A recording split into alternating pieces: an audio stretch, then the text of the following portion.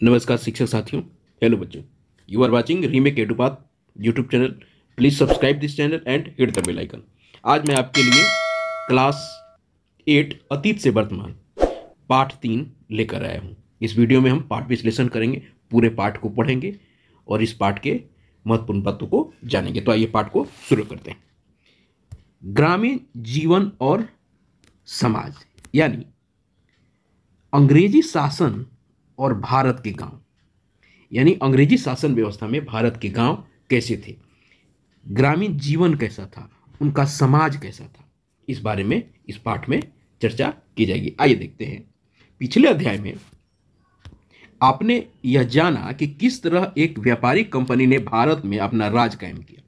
आपने यह भी जाना कि इसका एकमात्र उद्देश्य व्यापारिक लाभ प्राप्त करना था। हम लोगों ने जाना था ना कि व्यापारिक लाभ के लिए अंग्रेजों ने भारत पे राज कायम किया था, लाभ कमाने के लिए। और इस लाभ के लिए ही अंग्रेजों ने शुरुआत में तो भारतीय राज्यों को अपने अधिकार में लिया और आगे चल के ऐसे नियम कानून बनाए, ऐसी व्यवस्थाएं लागू की जो उनके शासन और उनके लाभ को लगातार बढ़ाते रहे।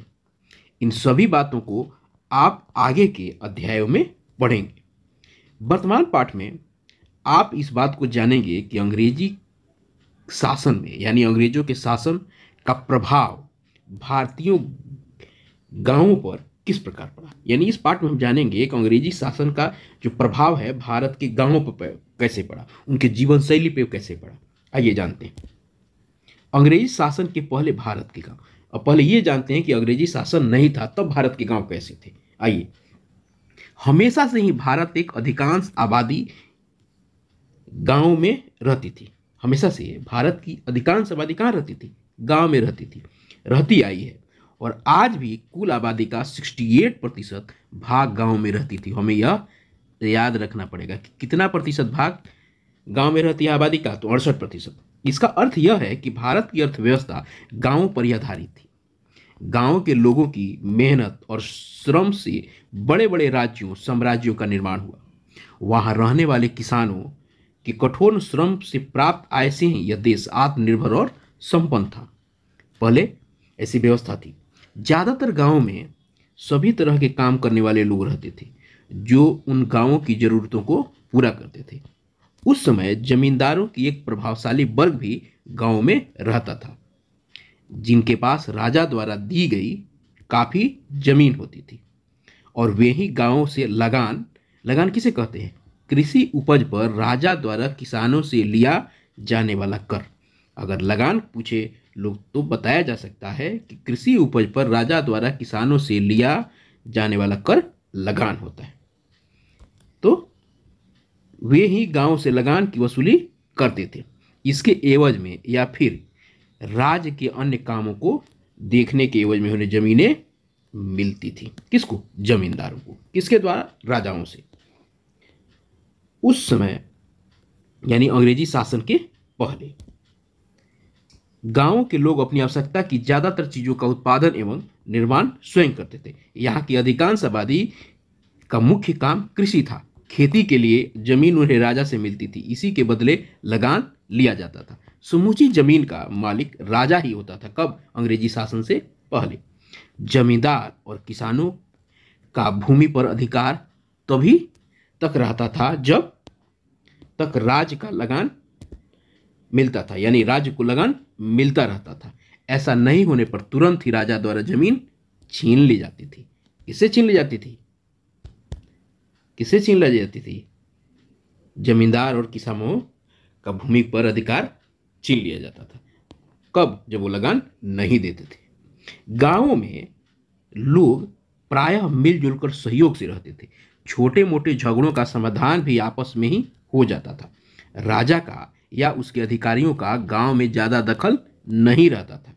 बस वे निर्धारित लगान वसूला करते थे। राज अपने कर्मचारियों और जमींदारों के माध्यम से किसानों का पूरा ध्यान रखता था।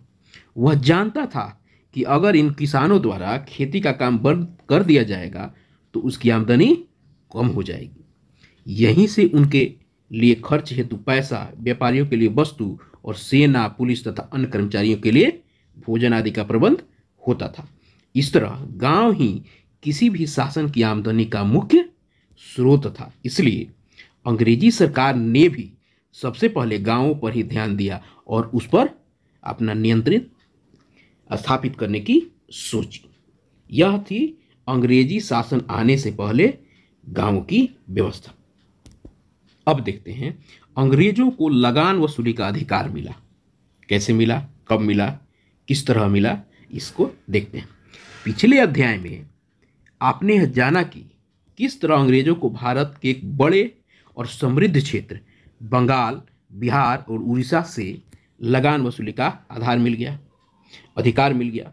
इससे भारत में व्यापार के लिए चीजें खरीदने के लिए अपने देश से धन लाने की उनकी समस्या का समाधान हो गया। लेकिन अब भारत में कई और तरह की खर्च उनके सामने आ गए। इनमें सबसे प्रमुख अपने अधिकार में आए इलाके के प्रशासन का खर्च था और दूसरा उन्हें अपने साम्राज्य की वृद्धि के लिए लगातार युद्ध करना पड़ रहा था, उसका खर्च था। यानी उनको अपना प्रशासन चलाना था और युद्ध लड़ने में भी खर्च हो रहा था, तो इसलिए उनको ज़्यादा पैसे की जरूरत होती, ज़्यादा आमदनी की जरूरत होने लगी। अब इन्हीं सभी खर्चों को पूरा करने के लिए उनके पास आमदनी का एक ही स्रोत था, वह था बंगाल की लगान वसूली से होने वाला मुनाफा। लगान वसूली के लिए शुरू में तो उन्होंने पहले से चली आ रही व्यवस्था को ही बनाए रखा।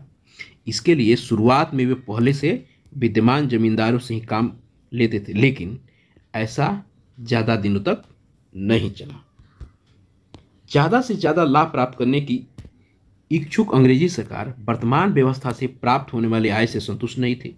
इसके लिए आगे चलकर उन्होंने लगान वसूली के अधिकार की नीलामी शुरू की।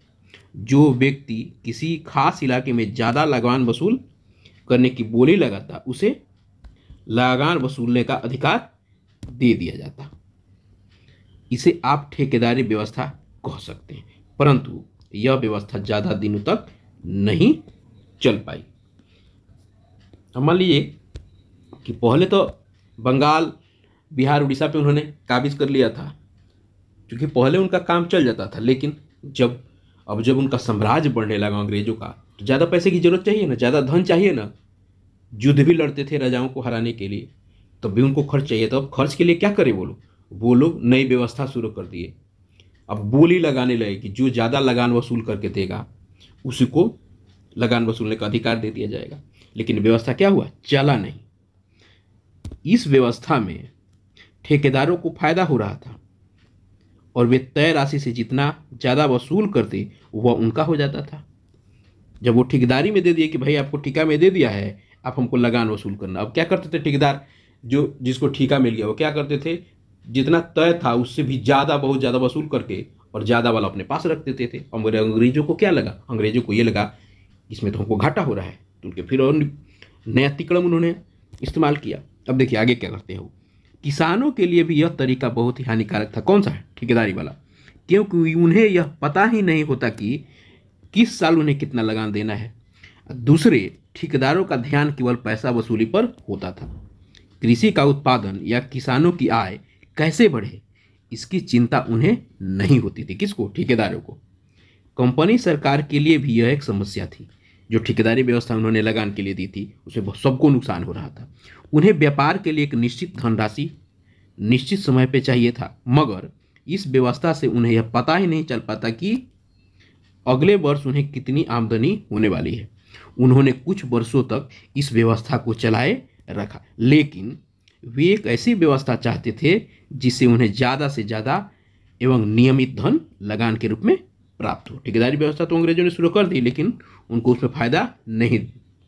अब देखिए, अब उन्होंने क्या किया, यहाँ एक है, कल्पना करें लगान वसूली का अधिकार मिलने से गांव में क्या परिवर्तन आया होगा। आपकी नज़र में अब भूमि का मालिक कौन हो गया, ठीक है। इस पे प्रश्न उत्तर में इसका जवाब दिया जाएगा। आइए देखते हैं। अब देखिए लगान व्यवस्था की शुरुआत, ठीक है। कई तरह के प्रयासों के बावजूद के बाद आखिर 1789 के आसपास कंपनी सरकार ने जमींदारों के साथ एक करार किया। कब, 1789 में, जिसके अंतर्गत उनके द्वारा कंपनी को दिया जाने वाला लगान 10 वर्षों के लिए तय कर दिया गया। एक उन्होंने आपस में कॉन्ट्रैक्ट साइन किया और एक करार किया, और जिसमें क्या हुआ, 10 वर्ष के लिए लगान तय कर दिया गया। यह राशि जमींदारों द्वारा किसानों से वसूले गए 9/10 भाग तय कर दिया गया। यानी जो किसान से वसूलेंगे उसका वो क्या 9/10 भाग देंगे। आगे चलकर सन 1793 में इसी राशि को हमेशा के लिए निश्चित कर दिया है। तो लगान जो तय किया गया वो कितना किया गया, 9/10। जितना वो कर कौन वसूलेगा, जो जमींदार वसूलेगा, और 1/10 वो अपने पास रख लेगा, कौन, जमींदार। ठीक है, आइए देखते हैं।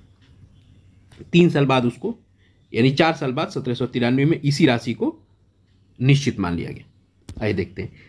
इस राशि में भविष्य में कोई बढ़ोतरी नहीं होनी थी। इसे अस्थाई बंदोबस्त का नाम दिया गया।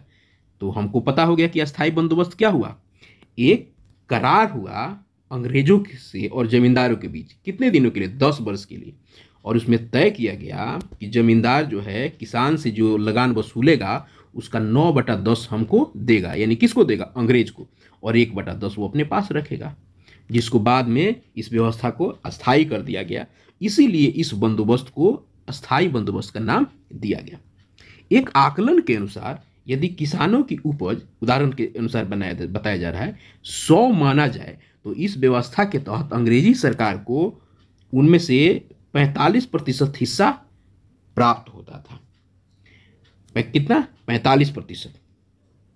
जमींदार और उसके कारिंदे अपने लिए करीब 15% हिस्सा वसूलते थे, और शेष 40% किसानों के पास बचता था। बताइए कितना शोषण था। यानी 100 रुपया में 100 अगर किलो अनाज हो रहा है तो 60 रुपया तो लगान में, 60 किलो तो लगान में चला जा रहा है, और 40 किलो ही किसान के पास रहता है।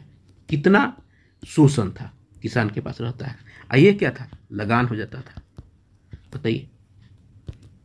आइए, अंग्रेजी सरकार ने जमींदारों से यह करार किया कि भविष्य में इस राशि में कोई परिवर्तन नहीं किया जाएगा, लेकिन जमींदारों को लगान की तय राशि नियमित तिथि को सूरज डूबने के पहले सरकारी कार्यालय में जमा करवाना अनिवार्य था। उन्होंने इस तरह से करार किया कि भाई जिस दिन राशि जमा करने का तारीख है, सूरज डूबने से पहले आपको जमा करा देना है। ऐसा नहीं करने पर उनकी जमींदारी नीलाम कर दी जाती थी। किसके द्वारा, अंग्रेज सरकार द्वारा। सरकार को इस बात की कोई परवाह नहीं थी कि अकाल, बाढ़ के कारण फसल नष्ट हो गई है या पैदावार कम हुई है। जमींदारों को हर हाल में तय राशि नियत तिथि को जमा कराना था। इससे अंग्रेजी शासन को कोई था कि बाढ़ आया है, सुखाड़ आया है, जमींदार तुमको लगान जो तय किया वो देना ही देना होगा। अब देखो, यह व्यवस्था वर्तमान के बंगाल, बिहार और उड़ीसा तथा आंध्र प्रदेश के कुछ इलाकों में लागू किया गया। कौन, अस्थाई बंदोबस्त। 1790 के आसपास तक यही इलाके कंपनी के अधीन थे। कौन से, ये वाले इलाके। इस व्यवस्था के लागू होने से भारतीय ग्रामीण समाज में एक नई बात सामने आई। जमींदार जो अब तक अपने इलाके में केवल लगान वसूल करने के अधिकारी होते थे, अब जमीन के मालिक बना दिए गए। क्या हो गए, पहले लगान वसूल करने वाले होते थे ना, अब उनको मालिक बना दिया गया। यह कंपनी सरकार के अधिकारियों की बहुत सोची समझी नीति थी। इसके बाद अगर कोई जमींदार नियत तिथि तक पूरी राशि का इंतजाम नहीं कर पाता था तो उसके पास यह विकल्प होता था कि वो अपनी जमींदारी का कुछ हिस्सा गिरवी रख कर कर्ज ले ले और अपना भुगतान कर दे। देखिए कितना बुद्धि लगाया उन्होंने। पहले लगान वसूलने का अधिकारी बनाया गया जमींदारों को, बाद में उनको जमीन का मालिक बना दिया गया, और कहा, अगर यह उसमें बोला गया कि अगर आप नियत तिथि पर लगान नहीं देते हैं तो आप उस लगान की रकम को, आपको जो जमीन है उसको गिरवी रख के आप उसका भुगतान करेंगे। देखिए कितनी अजीब सोच थी उनकी। या फिर वह अपने इलाके के कुछ जमीन बेच कर भी पैसे का इंतजाम कर सकता था। चलिए आगे देखते हैं। ऐसा करने के पीछे एक दूसरी सोच थी। अंग्रेज ऐसा सोचते थे कि जमीन के मालिक बन जाने पर जमींदार खेती में सुधार और पैदावार बढ़ाने का प्रयास करेंगे।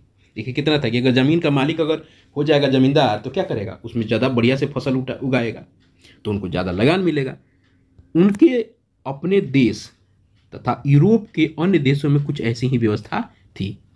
एक बात और, वे भारत में अपने शासन को मजबूत बनाने के लिए भारतीय लोगों में से ही अपने लिए एक सार्थक और समर्थक समूह तैयार करना चाहते थे, जिससे मान लो उनको जमीन दे दिया तो लॉयल हो जाएंगे, अंग्रेज के प्रति वफादार हो जाएंगे।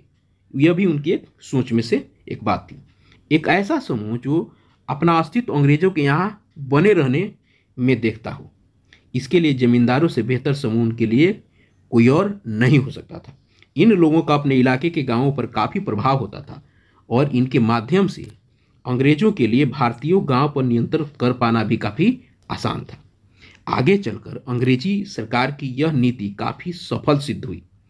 20वीं सदी में जब उनके खिलाफ आंदोलन शुरू हुए तो इस वर्ग के अधिकांश लोगों ने उनका साथ दिया। किसका? अंग्रेजों का।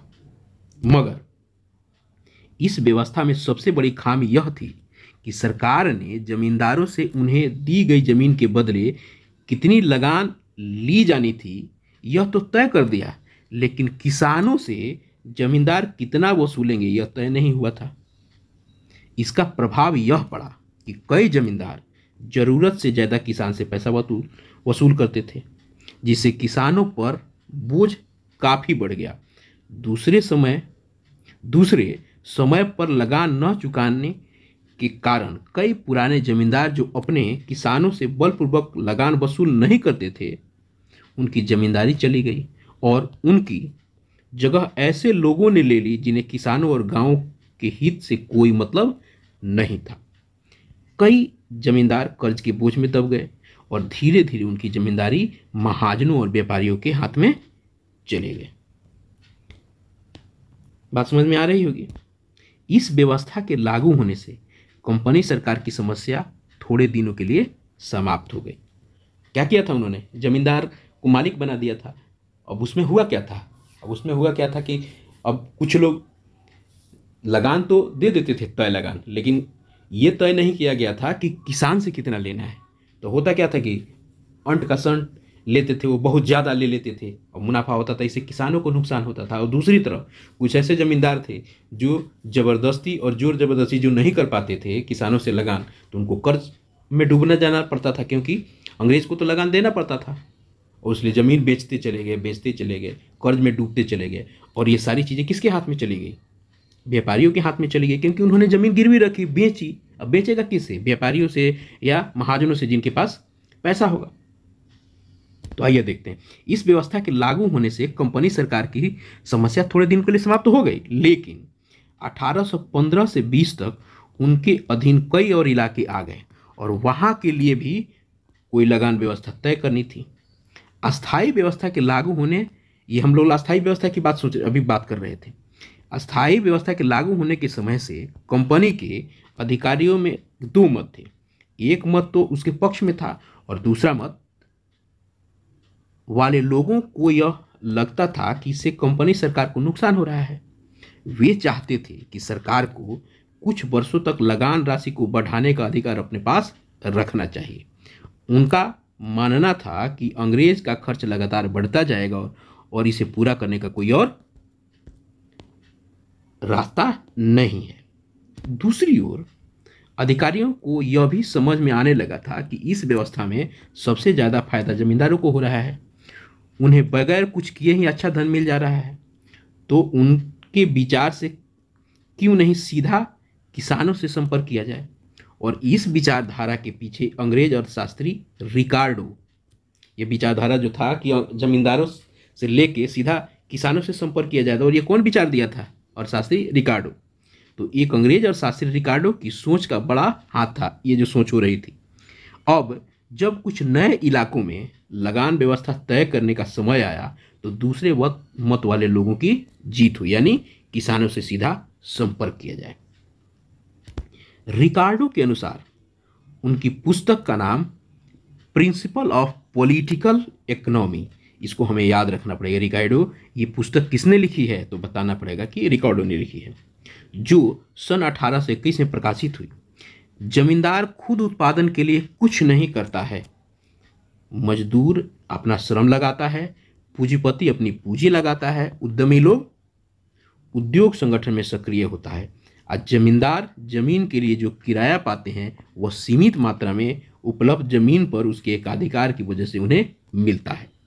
उनके विचार में उत्पादन में भूस्वामियों का कोई सकारात्मक योगदान नहीं होता है, इसलिए शासन को उनकी आय पर कर लगाना चाहिए। उचित तो यह होता कि जमीन पर उनके मालिकाना अधिकार को समाप्त कर शासन सारी जमीन अपने हाथ ले ले और उसे उद्यमी लोगों को उपलब्ध कराए। यह किसका मत था? ये मत रिकार्डो का था कि जमींदारों से जमीन लेके और किसानों को दे दिया जाए। ठीक है, आइए अब रैयतवारी व्यवस्था देखते हैं। यहाँ जो अस्थायी व्यवस्था का विरोध होने लगा था ना, उसके बाद रैयतवारी व्यवस्था आई, और यह रैयतवारी व्यवस्था क्या है इसी को जानते हैं।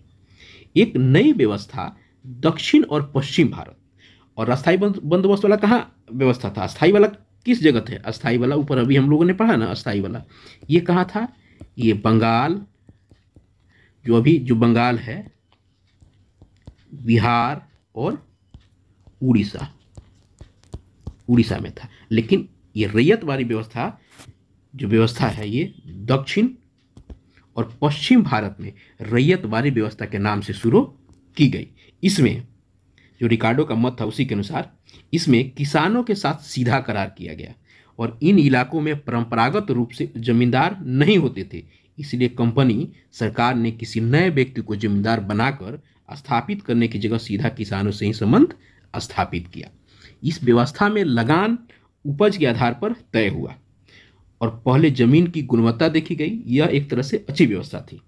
फिर पिछले कुछ वर्षों की उपज का औसत निकाला गया, उसमें किसानों की खेती पर होने वाले खर्च को काट कर जो बचता था, वो यानी खर्च एवरेज निकाला गया, वही कितना इससे पहले होता था, भूमि की क्या क्वालिटी है उसके अनुसार होता था कि जितना उपज होगा उसमें से जो खर्चा होगा वो काट दिया जाएगा, उसका 50% लगान के रूप में तय कर दिया गया। मगर इसे अस्थायी नहीं बनाया गया। प्रत्येक 30 वर्ष के बाद लगान की राशि में बदलाव किया जाना तय किया गया। कितने? 30 वर्ष के बाद रैयतवारी व्यवस्था में। और इस व्यवस्था में किसानों को जमीन का मालिक बना दिया गया रैयतवारी व्यवस्था में। और अस्थाई में कौन मालिक था? जमींदार था, और रैयतवारी में किसान मालिक हो गया। यह देखना है। अब एक और व्यवस्था आई, महालवारी व्यवस्था। और यह क्या है? यह है आपको पंजाब, दिल्ली और पश्चिमी उत्तर प्रदेश। ध्यान रखिएगा, पहली वो कौन सा था? अस्थाई व्यवस्था कहाँ से थी? अस्थाई एक था बंदोबस्त, वो आपको बिहार, बंगाल, उड़ीसा। उसके बाद आया रैयतवारी, ये दक्षिण और पश्चिम भारत में। अब आया महालवारी, यह कहाँ? पंजाब, दिल्ली और पश्चिमी उत्तर प्रदेश के क्षेत्रों में था। आइए इसको देखते हैं पूरी तरह से। पंजाब, दिल्ली और पश्चिमी उत्तर प्रदेश के क्षेत्रों पर जब अंग्रेजी सरकार का कब्जा हुआ तो वहां उन्होंने सीधा किसानों की जगह गांव या किसी बड़े जमीन मालिकों या परिवार, जिन्हें महाल कहा जाता था, यही बात आगे अगर पूछा जाए तो महाल किसे कहते हैं? यानी गांव या काफी बड़े जमीन मालिक या परिवार का महाल कहा जाता था, को इकाई माना। जो सबसे गांव का जो सबसे बड़ा मालिक और परिवार होता था उसी को महाल मान लिया और उनको एक इकाई माना, और उनके साथ लगान वसूली का करार किया गया। इस व्यवस्था को महालवारी व्यवस्था के नाम से जाना जाता है। इसमें बड़े परिवार या गांव प्रमुख गांव भर से लगान इकट्ठा कर सरकार तक पहुंचाते थे। लगान की मात्रा तय करने का तरीका यहाँ भी रैयतवारी व्यवस्था वाला ही था। उपज से खेती के खर्च को घटाकर जो बचता था उसका 50%, लगभग 50% लगान तय कर दिया गया, और इसे मात्र 30 वर्षों के लिए ही लागू किया गया।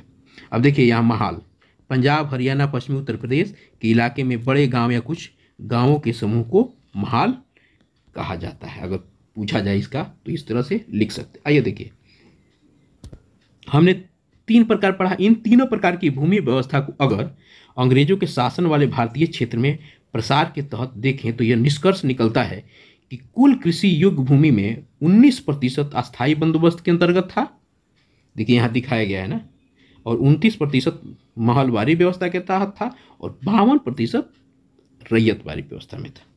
देखिए यहाँ सब कुछ दिखाया गया है इसमें। आप अपने, यहाँ क्लियर बहुत ज़्यादा नहीं दिखेगा, आप उसको अपनी किताब में उसको देखिएगा। आइए देखते हैं नई लागन जो व्यवस्था है उसका ग्रामीण जीवन पर क्या प्रभाव रहा। आइए उसको देखते हैं। सबसे पहली बात तो यह है कि स्थायी बंदोबस्त से लगभग आधे पुराने जमींदारों की जमींदारी उनके हाथ से चली गई, क्योंकि उन्होंने तय समय पर लगान जमा नहीं किया था, जैसे हमने पहले पढ़ा। दरअसल उनके लिए किसानों से लगान के लिए ज़्यादा जोर जबरदस्ती करना संभव नहीं था। किसानों के साथ उनके काफ़ी पुराने संबंध थे, दोनों से भावनात्मक स्तर पर एक संबंध बना होता था। इससे फसल खराब होने या अकाल की स्थिति में लगान के लिए दबाव बनाना असंभव होता था। आपने यह भी देखा है कि नई व्यवस्था में जमीन का मालिक किसान या जमींदारों को बना दिया गया। इसे लगान समय पर जमा करने के लिए इसे बेचने या बंधक रखने का चलन शुरू हो गया। इससे गांव में महाजन के रूप में एक प्रभावी समूह पैदा हो गया। अस्थायी बंदोबस्त में था ना, इन लोगों के द्वारा, किसके द्वारा, इन महाजनों के द्वारा, इन लोगों के द्वारा जमीन के एवज में धन दिया जाता था। धीरे धीरे यह समूह गांवों में सबसे महत्वपूर्ण हो गया, क्योंकि गांवों के कई किसान और जमींदार इनसे कर्ज लेते थे। लगान की दर तीनों ही व्यवस्था में काफ़ी ऊंची थी, इसलिए किसान खेती में सुधार के लिए कई प्रयास पाने में असमर्थ हो गए। इसलिए किसान खेती में सुधार के लिए कोई प्रयास कर पाने में असमर्थ हो, क्योंकि वो कर्ज में डूब जाते थे। रैयतवारी और महालवारी में तो किसान खेती में सुधार का प्रयास भी नहीं करना चाहते थे, क्योंकि उन्हें पता था कि अगर ऐसा करेंगे तो अगली बार उनके लगान की दर बढ़ा दी जाएगी, क्योंकि ज़्यादा अगर उपज हुआ दे दिए, अगर अगली बार फिर कम हो गया तो फिर दूसरा हो जाएगा, अगर लालच बढ़ जाएगा अंग्रेजियों का। अंग्रेजी सरकार तो केवल लगान से मतलब रखता था, उनको केवल किसी लगान से मतलब होता था, उन्हें खेती में सुधार की कोई चिंता नहीं रही। इस तरह तीनों ही व्यवस्था में गांवों के किसान और जमींदार दोनों को एक तरह से बर्बाद कर दिया। मजबूत हुए तो महाजन या नए जमीन के मालिक, जिन्होंने पुराने जमींदारों की जगह ले ली थी। यह बात थी। अब देखिए एक विद्रोह हुआ था जिसका नाम था दक्कन विद्रोह, तो आइए उसको जान लेते हैं। महाराष्ट्र के पूना और अहमदनगर जिला में 1875 में किसानों के गुस्से ने बड़े पैमाने पर उपद्रव भड़काया। इन क्षेत्रों में रैयतवारी व्यवस्था प्रणाली थी। हमने पढ़ा ना कि रैयतवारी व्यवस्था कहाँ था, पश्चिम भारत और दक्षिण भारत में थी। तो 1875 में किसानों का उग्र व्यवस्था हो गई, उन्होंने उपद्रव मचाया। यहाँ किसान लगान की ऊंची दर के कारण परेशान थे। समय पर लगान चुकाने के लिए वे महाजनों से ऊंचे दर पर ब्याज लेते थे, ब्याज दर पर पैसा लेते थे, और इस तरह वे उनके चुंगल में जीवन भर के लिए फंस जाते थे। इस विद्रोह में किसानों ने महाजनों को अपना निशाना बनाया। किसमें? दक्कन विद्रोह में। उनके खिलाफ अहिंसक तरीके से अपना विरोध शुरू किया। महाजनों का सामाजिक बहिष्कार हुआ, उनके घरों पर हमला करके उनकी लाल बही दस्तावेज को लूटा गया और उसे सामूहिक रूप से जलाया गया। दरअसल उस बही में ही किसानों को दिए गए धन और उसके ब्याज का पूरा हिसाब किताब होता था। किसमें? उस लाल बही में। देखते नहीं है कि लाल बही होता है तो उसमें खाता बही के लिए जाना जाता है। आज भी दुकान में जो लाल बही होता है उसी में खाता लिखा जाता है, उसी में लेखा जोखा होता है। इसलिए किसानों ने उसे जलाया, क्योंकि उसी में सारा ब्यौरा होता था। यह एक तरह से महाजनों के चुंगल से उनके मुक्त हो जाने को सूचित कर रहा था। धीरे धीरे महाजनों ने उन क्षेत्रों को छोड़कर चले जाना ही बेहतर समझा। इस तरह यह विद्रोह महाजनों के शोषण के विरुद्ध किया जाने वाला अहिंसक संघर्ष के रूप में जाना गया। अब आइए बाजार के लिए नई फसलों का उत्पादन। अब इसमें क्या कह रहा है? नई लगान व्यवस्था के साथ अंग्रेजी सरकार ने, अधिकारियों ने अपनी ज़रूरत के हिसाब से अलग अलग तरह के फसलों का उत्पादन के लिए भी किसानों को प्रोत्साहित किया। ये आम खाद्य फसलों से अलग थी, जिनसे कारखानों में दूसरी वस्तुएं तैयार की जाती थी। उदाहरण के लिए बंगाल के किसानों को पटसन यानी जूट, असम में चाय, बिहार में नील, सोरा और अफीम, मध्य एवं पश्चिम भारत में कपास आदि फसलों का उत्पादन करने को कहा गया है।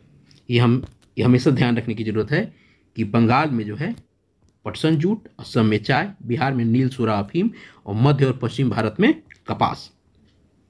इन फसलों का किसानों या गांव के लोगों के लिए कोई विशेष इस्तेमाल नहीं था, लेकिन ये फसल व्यापारिक थे। इसे फैक्ट्री में इसके द्वारा अलग अलग चीज़ बनाए जाते थे, इसलिए अंग्रेज इस पर ध्यान देने लगे। मगर बाजार में इनकी कीमत ज़्यादा होती थी। किसान के लिए इसका कोई उपयोग नहीं था, लेकिन बाजार में इसकी कीमत ज़्यादा होती थी और किसान इसे बेचकर नगद पैसे प्राप्त कर सकते थे, इसलिए इन्हें नगदी फसल भी कहा जाता है। ठीक है, अगर पूछा जाए नगदी फसल कौन है, पटसन, जूट, चाय, नील, सोरा, ये सब नगदी फसल, यानी जिससे नगद मिल जाए वो नगदी फसल है। कंपनी को इन फसलों की आवश्यकता अपने देश के कारखानों में कच्चे माल के रूप में थी। कुछ अन्य फसलों को भी वे दुनिया के अलग अलग देशों में बेचकर अच्छा मुनाफा कमाते थे। कौन? अंग्रेज। इसी तरह नगदी फसलों में अंग्रेजों का ज़्यादा जोर नील के उत्पादन पर था। बहुत पहले से ही समूचे यूरोप में कपड़ों को रंगने के लिए भारतीय नील की मांग थी। इसके व्यापार में लगे अंग्रेज व्यापारियों को इससे काफ़ी मुनाफा होता था। किससे? नील से। इसलिए वे किसानों को अग्रिम धन देकर सहायता भी करते थे। आगे चलकर जब वे शासक बन गए तो इसके उत्पादन को बढ़ाने के लिए किसानों को डराना, धमकाना, लोभ लालच भी देना शुरू कर दिया। कौन? अंग्रेज, जब वो शासन में हो गए। कई अंग्रेज अधिकारी और व्यापारियों ने तो स्वयं ही जमींदारों से जमीन पट्टे पर लेकर उसमें मजदूरों से नील की खेती करवाना शुरू कर दिया। अब देखिए, नकदी फसल के बारे में अगर पूछा जाए तो क्या है? नकदी फसल ऐसा कृषि उत्पाद होता है जिसे खेतों में से सीधे व्यापारियों द्वारा खरीद लिया जाता था, जैसे गन्ना, नील, तंबाकू, अफीम इत्यादि।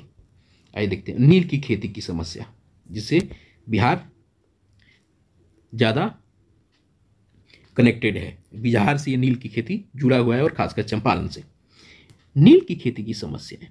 नील की खेती किसानों के लिए फायदेमंद नहीं थी, मगर उन्हें अपनी जमीन के एक बेहतर हिस्से पर इसकी खेती करनी पड़ती थी। इसके लिए उन्हें सरकारी अधिकारियों द्वारा बाध्य किया जाता था। तिनकटिया व्यवस्था उसी में थी। किसानों की प्राथमिकता हमेशा से ही खाद्य फसलों का उत्पादन होता था। किसका? किसान चाहते थे खाने वाली फसल उपजाया जाए, लेकिन अब क्या करने लगे ये अंग्रेज? नकदी फसल और व्यापारिक फसलों पे जोर देने लगे, जिसमें उनको नया ज़्यादा फायदा होता था। इससे उन्हें न केवल उस साल के लिए अनाज मिलता था, बल्कि बुरे दिनों के लिए वे उसमें से कुछ बचा के रख लेते थे। कौन? किसान। जब वो खाद्य फसलों का उत्पादन करना चाहते थे, इसीलिए ना करना चाहते थे कि उनको भोजन के लिए भी मिल जाए और बुरे दिन के लिए बचा के रखे, ताकि उसमें भी भोजन में काम हुआ है। नील की खेती धान के मौसम में ही की जाती थी, धान के मौसम में यानी बरसात में, और अंग्रेज बगान मालिक किसानों से जबरन हल बैल लेकर पहले अपने नील की बुआई करवाते थे। इससे धान के फसल में देरी हो जाती थी, और इसके अलावा जिस खेत में नील की खेती होती थी उसमें फसल कटने के बाद उस साल कोई और फसल नहीं उगाई जा सकती थी। इन सब का असर यह होता था कि किसानों के पास अनाज की कमी हो जाती थी। जब कभी भी सूखा या बाढ़ के कारण फसलों का उत्पादन कम होता था तो किसानों के पास पहले का रखा अनाज नहीं होता था, क्योंकि तो उन्होंने क्या किया, अपना बेहतर टाइम और बेहतर अपना परिश्रम नील की खेती में दे दिया, क्योंकि ज़बरदस्ती अंग्रेजी ने करवा लिया और अपना लिए खेती नहीं कर पाए वो। ऐसे में वे या तो महाजनों के कर्ज में डूबे होते थे या भूखे रहते थे। देखिए नील की खेती से कितना नुकसान हुआ। अब नील दर्पण क्या है? नील की खेती के कारण किसानों को जो कठिनाई हो रही थी उस समय कि एक बंगाली नाटक नील दर्पण में बड़े अच्छे तरीके से दिखाया गया। क्या नील दर्पण क्या है? एक बंगाली नाटक है, और इस पुस्तक के लेखक दीनबंधु मित्र थे। ये बंगाली नाटक को जो लिखा था उस पुस्तक के लेखक कौन थे? दीनबंधु मित्र थे। 1860 में यह पुस्तक बिना किसी लेखक के नाम से छपी थी ताकि अंग्रेजों के गुस्से को उन्हें झेलना नहीं पड़े। इसमें उसकी खराब नीति का बखान किया गया था। किसमें? नील दर्पण पुस्तक में। इस पुस्तक को अंग्रेजी में अनुवाद माइकल मधुसूदन दत्त ने किया। इस नाटक में नील किसानों की दुर्दशा वास्तविक रूप में सामने आई। एक नील किसान गुलूक चौधरी नाटक का पात्र था। अपने साथी किसान से कहता है कि मैं अब नील की खेती नहीं करूंगा, चाहे इसके लिए मुझे जेल ही क्यों न जाना पड़े। भीख मांगकर खा लूंगा, अगर सरकार ने ज़्यादा तंग किया तो गांव को छोड़कर चला जाऊंगा, लेकिन अब नील की खेती नहीं करूंगा। ये नील दर्पण में उस पात्र के डायलॉग्स थे। अब देखिए नील किसानों का विद्रोह। बंगाल में नील की खेती बड़े पैमाने पर करवाई जा रही थी। इससे वहां के किसान बहुत दुखी थे। बार बार पड़ने वाले अकाल, भूखमरी से परेशान किसानों ने विद्रोह कर दिया। वे नील की खेती करने से मना करने लगे। साथ ही उन्होंने बगान मालिकों को लगान चुकाना भी बंद कर दिया। औरतों ने पुरुषों के साथ मिलकर नील की फैक्ट्रियों पर जहां नील बनाया जाता था पर हमला बोल दिया। इस संघर्ष में भारतीय जमींदारों ने भी किसानों का साथ दिया। वे अपने क्षेत्र में अंग्रेज बगान मालिकों को बर्दाश्त नहीं कर पा रहे थे। जैसे जैसे विद्रोह फैलने लगा, बंगाल के पढ़े लिखे लोगों के द्वारा अखबारों और अन्य पत्र पत्रिकाओं में लेख लिखकर इस पर भरपूर समर्थन किया गया। ये सब नील दर्पण का कमाल था। इन लेखों ने अंग्रेजी सरकार को नील की खेती की समस्या से परिचित कराया। नील दर्पण का उदाहरण आपके सामने है, जो नाटक था। अखबारों ने अंग्रेजी बगान मालिकों के जोर जबरदस्ती और किसानों पर किए गए अत्याचार के विषय में खूब लिखा गया। इस विद्रोह की एक खास बात यह रही कि सरकार ने इसे दबाने का प्रयास नहीं किया और धीरे धीरे बंगाल के कुछ इलाकों में इसकी खेती पूर्णतः बंद हो गई। जब नील दर्पण और बहुत सारे अखबारों ने जब लिखना शुरू किया तो वहाँ जो किसान अधिकारी थे उनकी बात अंग्रेजी सरकार तक गई और उन्होंने इस आंदोलन को दबाया नहीं। यह अच्छी बात थी। और बाद में धीरे धीरे इस विद्रोह के कारण क्या हुआ, वहाँ खेती बंद हो गई।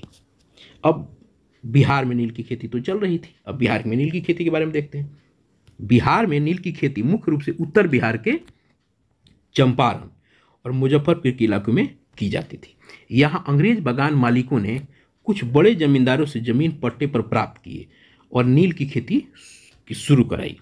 जमींदारों ने भी अपने कर्ज के बोझ को कम करने के लिए खुशी से अपनी जमीन अंग्रेजों को दे दी।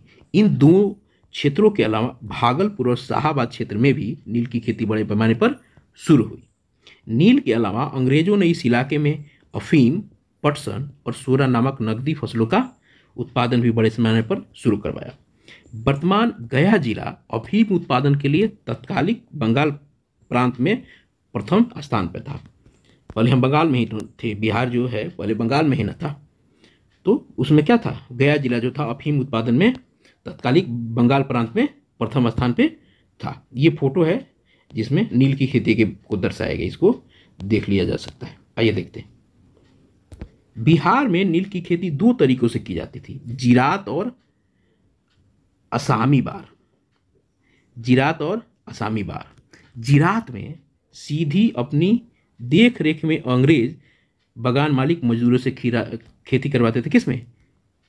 जीरात में। नहीं कहा जाता था जी हमारा जीरात में पोसल बड़ो, यही बात है। यानी अंग्रेज का वो होता था और अंग्रेज में उसमें खेती कराते थे। और असामी बार में बगान मालिक रैयतों को उनके स्वयं की जमीन पर नील की खेती करने के लिए बाध्य करते थे, जिसमें 3 कठिया वाला मामला आएगा। कुछ रैयतों को तो अंग्रेजों ने नील खेती करने के लिए आरक्षित कर दिया था। अंग्रेज उन्हें बस खेती का खर्च देते थे। कृषि कार्य में लगने वाले श्रम के बदले उन्हें काफ़ी कम मजदूरी दी जाती थी। 3 कठिया, जिसका चर्चा मैं कर रहा था, 3 कठिया प्रणाली इसी के अंतर्गत चंपारण में प्रचलित किया गया। इसके अंतर्गत, किसके अंतर्गत? 3 कठिया के अंतर्गत। इसके अंतर्गत किसानों को अपनी जमीन में से 3 कट्ठे प्रति बीघा, माने 1 बीघा में 3 कट्ठे की दर से नील की खेती करनी पड़ती थी। इसी के विरोध में महात्मा गांधी ने चंपारण में सत्याग्रह की शुरुआत की। किसके विरोध में? इस 3 कठिया के विरोध में। इसके विषय में आप आगे के पाठ में पढ़ेंगे। इन दोनों प्रकार की खेती में किसान क्या होते थे? शोषित होते थे। नई भू राजस्व व्यवस्थाएं अंग्रेजों द्वारा भारत में अपने साम्राज्य निर्माण की दिशा में उठाए गए सबसे महत्वपूर्ण कदमों में से एक थी। इसने भारत में अंग्रेजी शासन को स्थायित्व करने में महत्वपूर्ण भूमिका निभाई। इन व्यवस्थाओं ने भारत के परंपरागत भूमिपतियों तथा आम किसानों दोनों में कई जगह से असंतोष को जन्म दिया, जिसकी अभिव्यक्ति उन लोगों द्वारा समय समय पर किए गए विद्रोह के रूप में देखने को मिलता है। तो यह कुल मिला के आपको पाठ का विश्लेषण था, जिसमें मैंने सारी बातों को आप तक रखा। और आगे हम लोग अगले वीडियो में हम इस पाठ के महत्वपूर्ण जो इसमें स्मरणीय तथ्य हैं, अभ्यास प्रश्न है और पाठ के अंतर्गत जो आने वाले प्रश्न हैं उसको हम लोग देखेंगे। तब तक अपना